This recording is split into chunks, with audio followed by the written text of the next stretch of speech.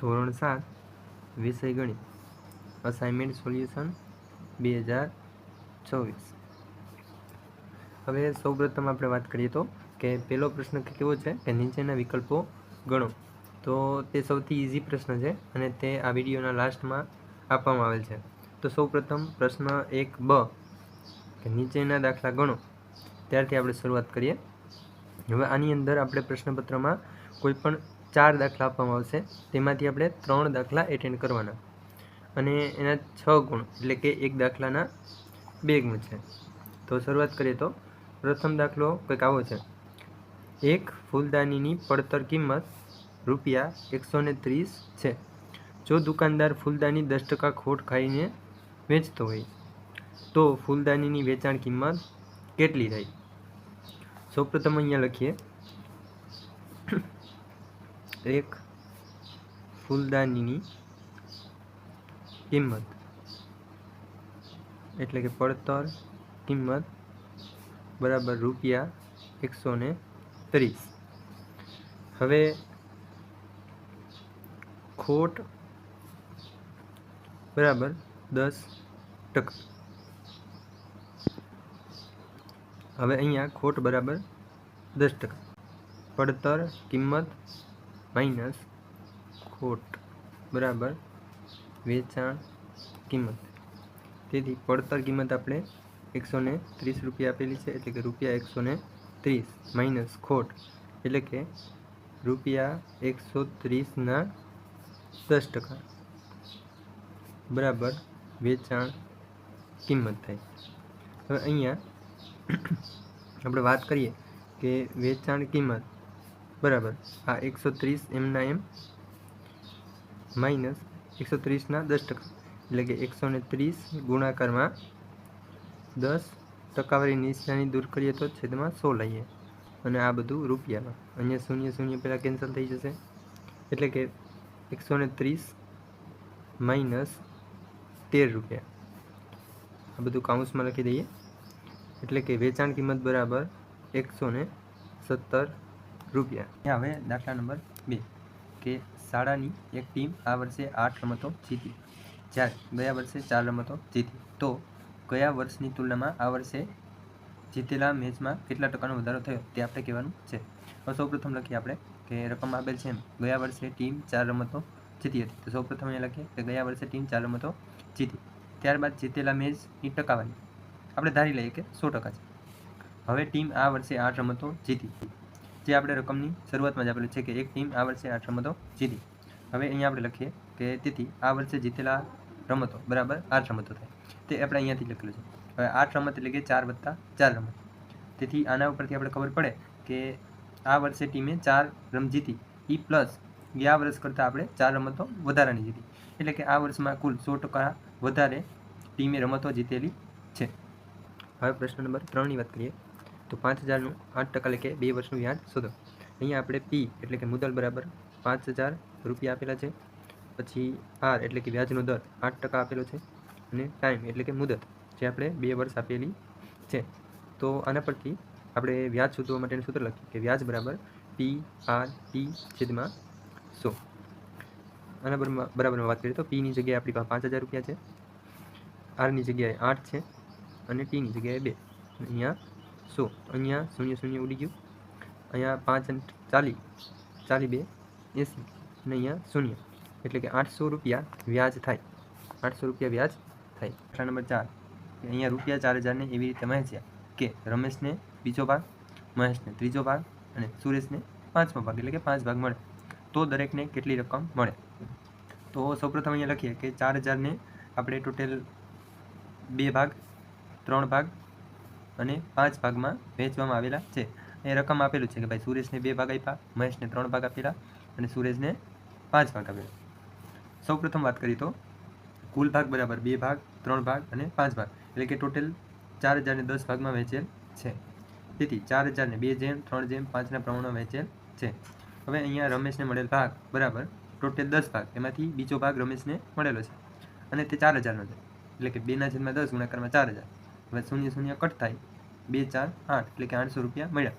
Same એવી જ રીતે મહેશનો ભાગ બરાબર 3/10 ગુણાકારમાં 4000 એટલે કે ₹1200। અને સુરેશનો ભાગ બરાબર 5/10 ગુણાકારમાં 4000 એટલે કે 2000 રૂપિયા 5. આ થોડોક અલગ છે.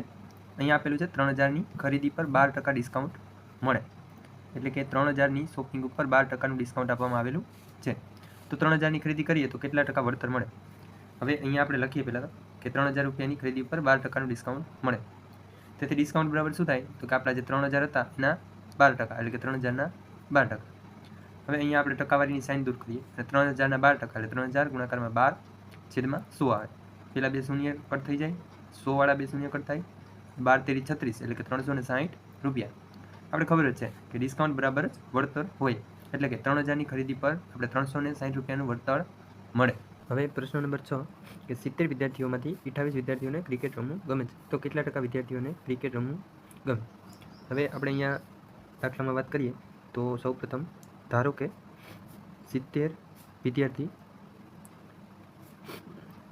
બરાબર 100%.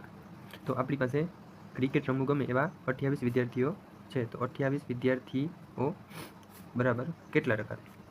અહીંયા ત્રિરાશીનો ઉપયોગ કરીએ તો આનો ને આનો ગુણાકાર થાય, એટલે કે 28 વિદ્યાર્થી ગુણાકારમાં 100 આ છેદમાં આવશે, એટલે કે 70 વિદ્યાર્થી.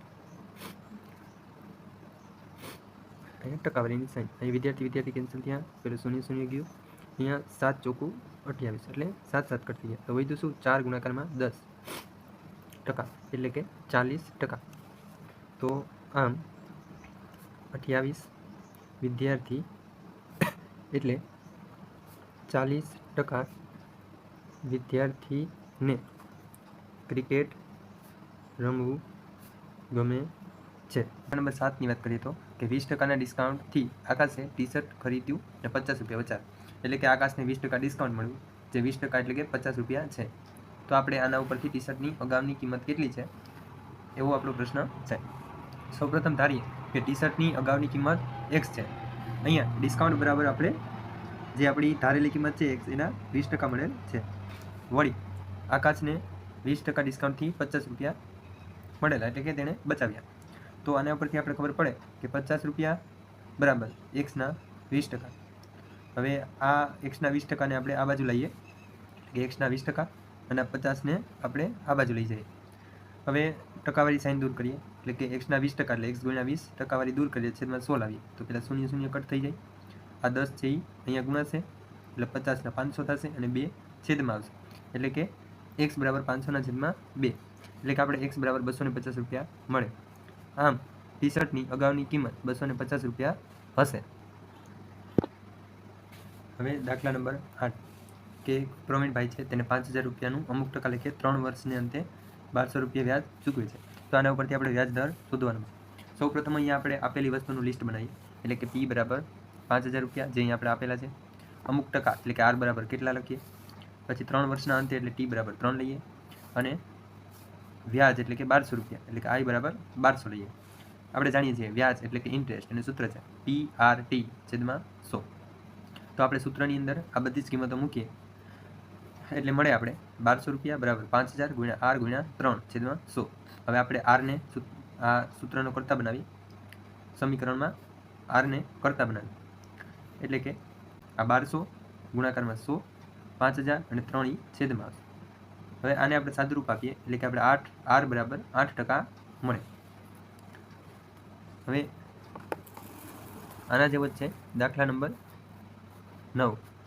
હવે દાખલા નંબર 9ની અંદર આપણે 6000નું 8%ના વ્યાજના દરે અમુક વર્ષો પછી વ્યાજ 960 રૂપિયા આપેલ છે, એટલે કે અહીંયા આપણે અમુક વર્ષ એટલે કે આપણે મુદત શોધવાની છે. તો સૌપ્રથમ આપેલી વસ્તુનું લિસ્ટ બનાવીએ. પી બરાબર 6000 આપેલા છે, આર બરાબર 8% છે, અહીં આપણે મુદત ગોતવાની છે, અને આઈ બરાબર 960 રૂપિયા આપેલા છે. તો પહેલાં આપણે સાદા વ્યાજ માટેનું સૂત્ર લખીએ, વ્યાજ જેને આપણે ઇન્ટરેસ્ટ પણ કહીએ, આઈ ઇઝ ઇક્વલ ટુ PRT/100. તો આવડી બધી જ વસ્તુ આપણે સૂત્રમાં મૂકીએ તો આપણે 960 બરાબર 6000 ગુણ્યા 8 ગુણ્યા ટી છેદમાં 100 મળે. હવે અહીંયા ટીને કરતાં અને પછી આ વસ્તુનું સાદુરૂપ આપતા આપણે 12/6 મળે, એટલે કે 2 વર્ષ થાય, જે આપણી માંગેલી મુદત છે. હવે છે પ્રશ્ન નંબર 10. એક રકમનું 7%ના વ્યાજના દરે 3 વર્ષનું વ્યાજ રૂપિયા 1680 થાય તો તે રકમ શોધો. તો સૌપ્રથમ અહીંયા આપણે બધી વસ્તુ આપેલી તેનું લિસ્ટ બનાવીએ. અમુક રકમ એટલે કે આપણે મુદલ શોધવાની છે. આર બરાબર 7% આપ્યા, 3 વર્ષ એટલે કે મુદત ટાઈમ બરાબર 3 વર્ષ અને વ્યાજ 1680 આપેલું. આપણે સાદાવજ્રના સૂત્રની અંદર આ બધી જ વસ્તુને પુટ કરીએ. તો હવે અહીંયા પીને સૂત્રને કરતાં કરતાં અને 1680 ગુણાકારમાં 100/7 ગુણ્યા 3. આપણે જાણીએ છીએ 560 ગુણ્યા 3 એટલે 1680 થાય. તો 3 3 કટ થઈ ગયા. હવે 560 ગુણાકારમાં 100 એટલે કે 56,000 રૂપિયા છેદમાં વધેલા 7 એટલે 7 8 56 થાય એટલે આપણે 8,000 રૂપિયા મળે. સેમ દાખલા બધા ઇઝી જ હતા. થોડી મહેનત કરીએ એટલે કે આપણે પેપરની અંદર પૂરા માર્ક આવી શકે. હવે ક્વેશ્ચન નંબર 2 છે આના પછીનો કે ટકાવારીમાં રૂપાંતર કરો. આપણે કોઈ પણ દશક સંખ્યા આપેલી હશે તેનું આપણે ટકાવારીમાં રૂપાંતર કરવાનું. તો સૌપ્રથમ કરીએ તો 0.02. તો આપણે આને અપૂર્ણાંકમાં લખીએ તો આપણે પોઈન્ટને દૂર કરીએ તો 2/100 આવી જાય. હવે આપણે આ અપૂર્ણાંકને ટકાવારીમાં ફેરવવા માટે 100% વડે ગુણીએ. તો અહીંયા 100 અને આ 100 કટ થઈ જશે એટલે આપણે 2% મળે. તો પછીનો છે દાખલા નંબર 2, 0.05 એટલે કે 5/7. હવે આ 5/7ને આપણે અપૂર્ણાંકમાં ફેરવીએ એટલે 5/100. હવે 5/100 એને આપણે ટકાવારીમાં ફેરવવા 100 વડે ગુણીએ તો આ 100 અને આ છેદવાળા 100 કટ થઈ જાય તો આપણે 5% મળે. સેમ એવી જ રીતે દાખલા નંબર 3, 5 દશાંશ છે. આ 5 દશાંશ એટલે કે 0.5 એને આપણે અપૂર્ણાંક સંખ્યામાં ફેરવીએ એટલે 5/10 થઈ જાય. હવે 5/10 એને 100% વડે ગુણો એટલે ટકાવારીમાં ફરી જાય. તો અહીંયાથી 0 0 કટ થઈ જાય. 5 × 10 એટલે કે 50%. સેમ એના જેવો દાખલા નંબર 4 ઇઝી છે, 1.5. તો સૌપ્રથમ અહીંયા 1.5 એને આપણે અપૂર્ણાંકમાં ફેરવીએ અને પછી એને 100 વડે ગુણી દઈએ તો આ ટકાવારીમાં ફરી જાય. તો અહીંયા 0 0 કટ થશે. 15 × 10 એટલે 150%. હવે અહીંયા દાખલા નંબર 2 માગ્યા મુજબ ગણો. તેમાં સૌપ્રથમ પ્રકરણ 8ના દાખલા ગણીએ આપણે. તો પહેલો દાખલો કંઈક આવો છે કે પ્રમાણિત સ્વરૂપમાં લખો. આના એક દાખલાના 2 માર્ક છે. પહેલો દાખલો આવો છે -24/32. તો આપણે આના માટે પ્રમાણિત સ્વરૂપ લખવાનું છે. તો સૌપ્રથમ પ્રમાણિત સ્વરૂપ -24/32 નું પ્રમાણિત સ્વરૂપ. અહીંયા આપણે 24/32 બરાબર 3 × 8 એટલે કે આપણે -24 ભાગ પાડીએ અને 4 8 32. તો પહેલાં અહીંયા 4 4 કટ થઈ ગયા તો વૈધા -3/4. તો આ છે આનું પ્રમાણિત સ્વરૂપ. હવે બીજો દાખલો છે -36/24 નું પ્રમાણિત સ્વરૂપ બરાબર -36/24 લખીએ તો આના બરાબર તો 12 તેરી 36 અને 12 2 24. તો અહીંયા 12 12 કટ થઈ ગયા તો વૈધા -3/2. હવે સેમ આવી જ રીતે દાખલા નંબર 3 છે -45/30 નું પ્રમાણિત સ્વરૂપ. આ દાખલો 2 માર્કમાં પૂછાય એટલે કે આપણે થોડુંક લાંબુ લખાણ કરવું પડે. એટલે કે -45/30. તો અહીંયા આપણે ભાગ પાડીએ તો -15 તેરી 45 અને આપણે જાણીએ છીએ 15 2 30. તો 15 15 ઉડાડી દઈએ તો વૈધા -3/2.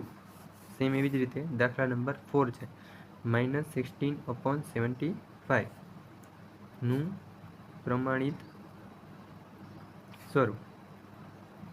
તો વિદ્યાર્થી મિત્રો આપણે અહીંયા પહેલાં લખીએ -60/75. તો હવે આ દાખલો પણ સાવ ઇઝી છે.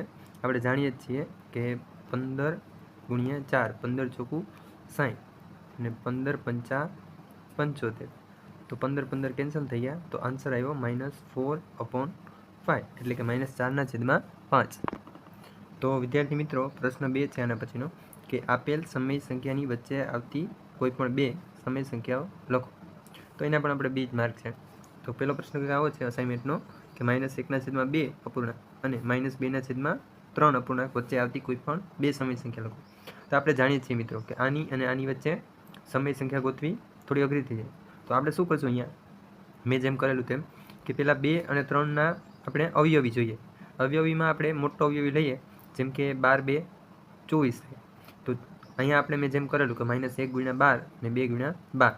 સેમ એવી જ રીતે અહીંયા પણ જોઈએ કે 3નો અવયવી 2 અને 3નો અવયવી જેમ કે 24 લઈએ તો અહીંયા ઉપર અંશ અને છેદમાં 8 8 વડે ગુણીએ તો આપણે કંઈક આવું મળે -12/24 અને -16/24. હવે આપણે જાણીએ છીએ આ સંખ્યા અને આ સંખ્યાના છેદ સમાન છે, તો આની વચ્ચે આપણે બે સંખ્યા લખી શકીએ -13/24 અને -14/24. હજી આના વગરની ત્રીજી સંખ્યા પણ અહીંયા મેળવી શકીએ જે -15/24.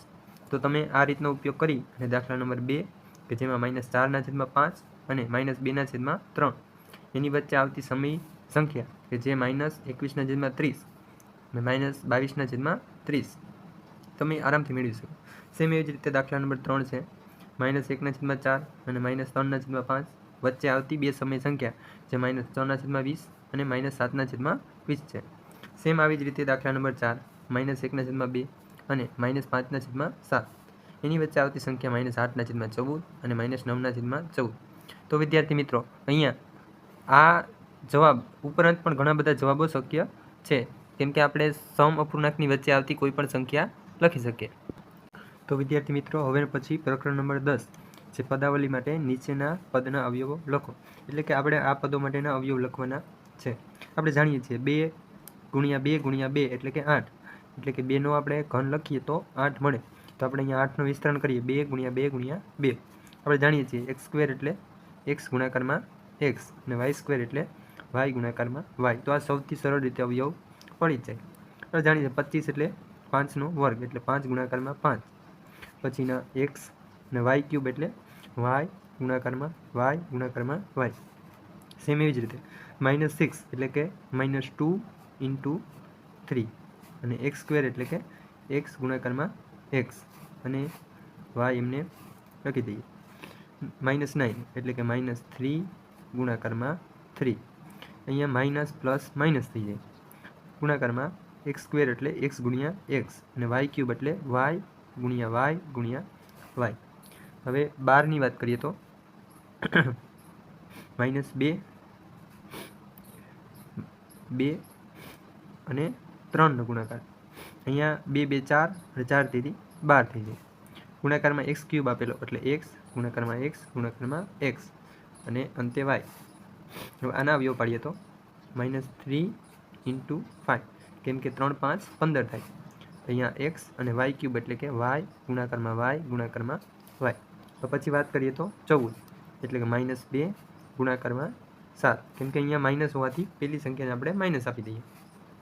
હવે x અને y. સેમ એવી જ રીતે 10 એટલે કે 2 × 5 x² એટલે કે x ગુણાકારમાં x અને y² એટલે y ગુણાકારમાં y. તો આ સૌથી સરળ રીતેના અવયવ હતા. હવે પછીનો પ્રશ્ન નંબર 2 કે જો x = -2 હોય તો નીચેની કિંમત શોધો. આ પહેલું સમીકરણ આપેલ છે x² + 3x + 1. તો અહીંયા આન્સરમાં આપણે લખીએ કે અહીંયા આપણે x = -2ની કિંમત શોધવાની. x = -2 મૂકતા તેથી આપણું જે સમીકરણ આપેલું તે લખીએ x² + 3x + 1. હવે આપણે જ્યાં x દેખાય ત્યાં -2 મૂકવાના. -2નો વર્ગ + 3 × -2 + 1. અહીંયા -2નો વર્ગ એટલે -2 × -2 એટલે કે 4 પ્લસ અહીંયા વાત કરીએ તો 3 2 6 પણ -6 આવશે અને +1. હવે અહીંયા વાત કરીએ તો 4 ± -6 + 1. અહીંયા 4 ને 1 5 5 - 6 એટલે કે -1 કેમ કે અહીંયા -6 મોટા એટલે મોટી સંખ્યાની નિશાની. હવે બીજા દાખલાની વાત કરીએ તો x² - 2x - 1. તો અહીંયા x = -2 મૂકતા તો આપણે સૌપ્રથમ સમીકરણ લખીએ x² - 2x - 1 ઇક્વલ ટુ. હવે આપણે જે અહીંયા પદાવલી આપેલી છે તેમાં x ની જગ્યાએ -2 મૂકીએ એટલે -2નો વર્ગ -2 ગુણ્યા -2 -1. આપણે જાણીએ છીએ -2નો વર્ગ એટલે 4 - પ્લસ અને 2 2 4 -1 એટલે 4 ને 4 8 -1 એટલે કે 7. દાખલા નંબર 3 કે x² + 4x - 2. તો અહીંયા જવાબમાં લખીએ કે અહીંયા x = -2 મૂકતા તેથી x² + 4x - 2. આ પદાવલીમાં આપણે x² એટલે કે -2નો વર્ગ કેમ કે અહીંયા x = -2 મૂકવાના પ્લસ 4 x ને ત્યાં -2 મૂકવાના એ આપણા -2 -2 નો વર્ગ એટલે કે 4 પ્લસ માઇનસ માઇનસ 4 8 થાય -2. હવે અહીંયા માઇનસ માઇનસ પ્લસ થાય એટલે 4 મોટી સંખ્યાની નિશાની એટલે કે 8ની નિશાની આવે, માઇનસ માઇનસ પ્લસ એટલે 8 ને 2 10. હવે 4 માઇનસ 10 એટલે કે -6 એટલે 6. હવે દાખલા નંબર 4ની વાત કરીએ તો x² - 5x + 4. તો સેમ એવી જ રીતે અહીંયા x બરાબર -2 મૂકતા આપણે આપણી પદાવલી છે x² - 5x + 4, ત્યાં xની જગ્યાએ -2 મૂકીએ તો અહીંયા -2 નો સ્ક્વેર એટલે કે 4, માઇનસ માઇનસ પ્લસ થઈ જાય, 5 2 10 થયા પ્લસ 4, 3 3નો સરવાળો કરીએ એટલે એકડે ચૂકડે 14 મળે. આપણે ત્રણેયનો સરવાળો કરીએ એટલે કે 4 10, આ ત્રણેયનો સરવાળો 18 મળે. હવે અહીંયા પ્રશ્ન 3 નીચેના દાખલા ગણો. હવે 5માંથી 4 દાખલા ગણવાના છે અને એક દાખલાનો 3 માર્ક લેવાનો, કેમ કે ટોટલ 12 માર્ક આપેલા છે. હવે આની અંદર પણ પ્રકરણ 8ના દાખલા છે એ સરવાળા કરો. તો પહેલી રકમ આવી છે કે -1.7 પ્લસ 2.3 આપણે આ બે અપૂર્ણાંકનો સરવાળો કરવાનો છે.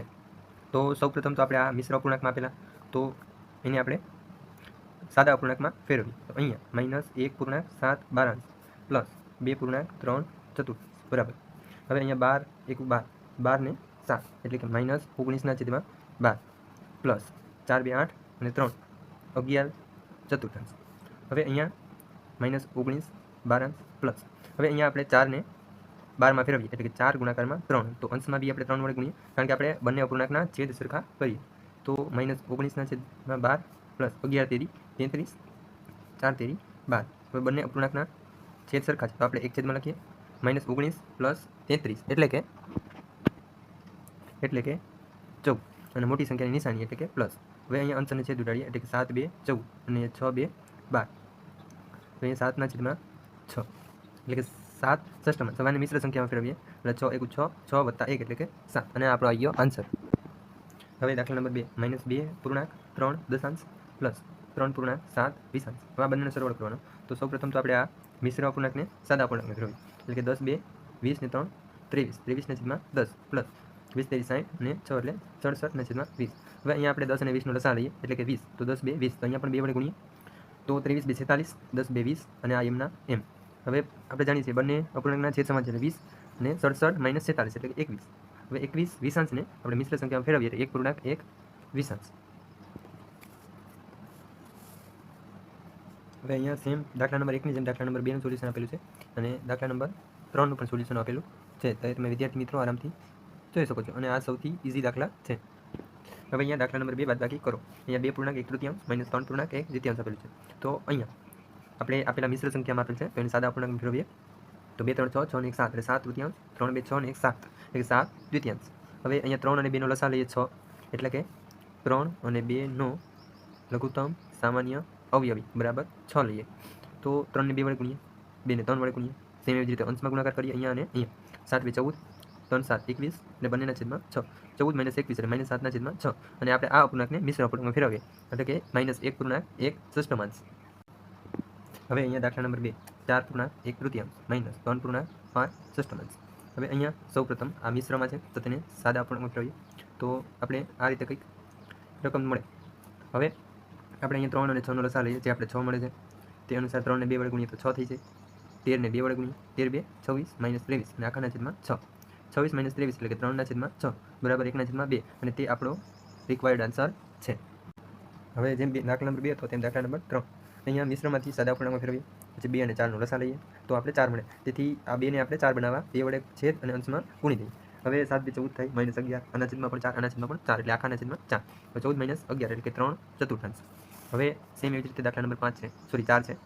હવે દાખલા નંબર 4 છે 5.5 અષ્ટમાંશ -2.1 સૌપ્રથમ આ મિશ્રમાં છે તેને આપણે સાદા અપૂર્ણાંકમાં કંઈ કામ ફેરવીએ પછી 8 અને 4નો લઘુત્તમ સામાન્ય અવયવી મેળવીએ એટલે કે 4 ને 2 વડે ગુણીએ તો 8 મળે અને 9 ને 2 વડે ગુણીએ તો બંનેના છેદમાં 8 મળશે 45, અહીંયા 9 2 18 થયા, 45 - 18 એટલે કે 27 છેદમાં 8.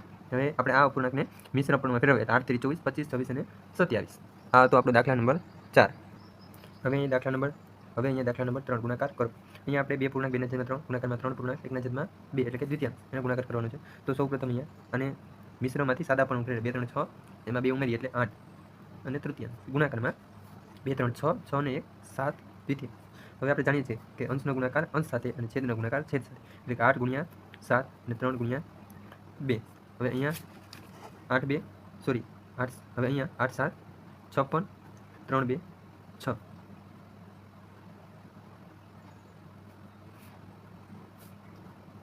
3 2 6. હવે અહીંયા 3 2 6 3 2 6 તો 2 2 કટ થઈ તૃતીયાંશ મળી. હવે આને આપણે મિશ્રમાં ફેરવીએ તો 3 9 27 અને 1 28 એટલે કે 9 પૂર્ણાંક 1 તૃતીયાંશ. હવે દાખલા નંબર 2 કંઈક આવો છે, તો પેલા આને સાદા પૂર્ણ ફેરવીએ 9 2 18 18 ને 5 23 23 9 માસ ગુણાકારમાં 23 23 અને 4 27 23 અંશ. હવે અહીંયા અંશનો ગુણાકાર અંશ સાથે એટલે 23 ગુણાકારમાં 27 અને 9 ગુણાકારમાં 23. અહીંયા 23 23 કટ થઈ જશે એટલે આપણી પાસે 27 ના 9 મળે. હવે અહીંયા 9 તેરી 27 એટલે 9 9 કટ થઈ ગયા, તો આન્સર ઇઝ 3. દાખલા નંબર 3 ની વાત કરીએ તો આને પણ સાદા પૂર્ણ ફેરવીએ 11 2 22 ને 1 23 11 અંશ ગુણાકારમાં 23 3 69 અને 69 વત્તા 22 એટલે કે 91 છેદમાં 23. અહીંયા 23 23 કટ થઈ ગયા, તો 91 છેદમાં 11. હવે આપણે આને મિશ્ર સંખ્યામાં ફેરવીએ એટલે 11 8 88 ને 3 89 90 ને 1 91. હવે અહીંયા દાખલા નંબર 4 અહીંયા 3 પૂર્ણાંક 1 સપ્તમાંશ ગુણાકારમાં 2 પૂર્ણાંક 3 11 આપેલું છે. તો આના ગુણાકાર માટે સૌપ્રથમ સાદા પૂર્ણાંક ફેરવીએ એટલે 7 તેરી 21 ને 1 22 સપ્તમાંશ ગુણાકારમાં 11 2 22 ગુણ્યા 11 2 22 પ્લસ 3 એટલે કે 25 ના છેદમાં 11. હવે અંશનો ગુણાકાર અંશ સાથે એટલે 22 ગુણ્યા 25 અને છેદનો ગુણાકાર છેદ સાથે. હવે અહીંયા ઉડાડીએ તો 11 ગુણ્યા 2 તો 11 11 કટ થઈ ગયા, 25 ગુણ્યા 2 એટલે કે 50 અને 7. હવે આને મિશ્ર સંખ્યામાં ફેરવીએ તો 27 49 અને એની અંદર 1 ઉમેરીએ એટલે કે 50. અને દાખલા નંબર 2. હવે વાત કરીએ દાખલા નંબર 3 ની. હવે સૌપ્રથમ 11 અષ્ટમાંશ ભાગાકારનો ગુણાકાર લાવીએ એટલે પછીની સંખ્યાનું વ્યસ્ત થાય, એટલે કે અહીંયા 16 2 32 32 ને 1 33 તો 33 છેદમાં આવશે અને 16 ઉપર આવશે. હવે આપણે જાણીએ છીએ અંશનો ગુણાકાર અંશમાં એટલે 11 ગુણાકારમાં 16 અને છેદમાં આવશે 8 ગુણાકારમાં 33 33 એટલે કે 11 ગુણ્યા 3 એટલે 11 11 કટ થઈ ગયા, 16 એટલે કે 8 2 16 એટલે પેલા 2 2 કટ થઈ ગયા અને આન્સર આવ્યો 2 તૃતીયાંશ.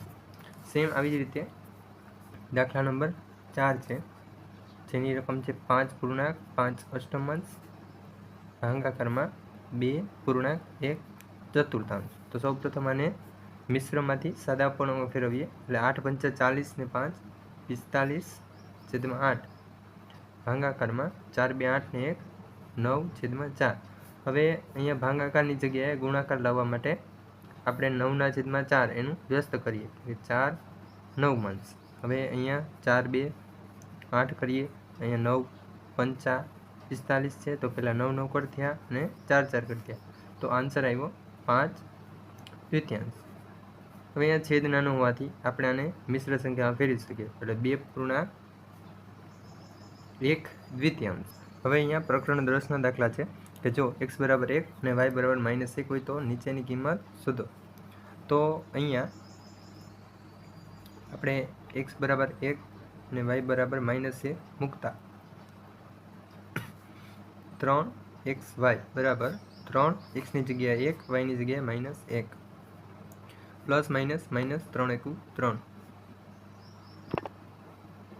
હવે દાખલા નંબર 2 સેમ એવી જ રીતે x બરાબર 1 અને y બરાબર -1 મૂકતા આપણી પાસે રકમ આપેલી છે x² પ્લસ y² એટલે કે x ની જગ્યાએ 1 નો વર્ગ અને y ની જગ્યાએ -1 નો વર્ગ. 1 નો વર્ગ એટલે 1 થાય પ્લસ -1 નો વર્ગ પણ 1 જ થાય એટલે 1 વત્તા 1 એટલે 2. સેમ એવી જ રીતે દાખલા નંબર 3 છે, તો અહીંયા લખીએ અહીંયા x બરાબર 1 અને y બરાબર -1 મૂકતા ફેરફાર x³ y³. તો અહીંયા x ની જગ્યાએ 1 મૂકીએ, y ની જગ્યાએ -1 મૂકીએ તો 1 નો ક્યુબ એટલે 1 નો ઘન એટલે કે 1 જ થાય. અહીંયા 1 નો ઘન છે એટલે કે -1 થાય, માઇનસ માઇનસ 1 હવે આપણે જાણીએ છીએ માઇનસ માઇનસ પ્લસ અને 1 વત્તા 1 એટલે કે 2. સેમ આવી જ રીતે અહીંયા x બરાબર 1 મૂકીએ અને y બરાબર -1 મૂકીએ તો આપણે રકમ કંઈક આવી આપેલી છે 2x² માઇનસ y. અહીંયા સોરી સ્ક્વેર નથી, ખાલી y જ આપેલો છે. તો આપણે વાત કરીએ તો 2x² એટલે 1નો વર્ગ માઇનસ y એટલે કે -1. 2 1નો વર્ગ એટલે કે 1 માઇનસ માઇનસ પ્લસ થઈ ગયા અને 1 2 એકુ 2 પ્લસ 1 એટલે આન્સર ઇઝ 3.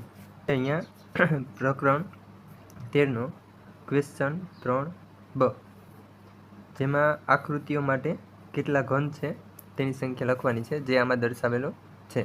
તો પહેલા ઘનની અંદર આવશે 16, પછી બીજી આકૃતિમાં આવશે 24 ઘન, ત્રીજી આકૃતિમાં આવશે 18 ઘન, ચોથી આકૃતિમાં આવશે 12 ઘન.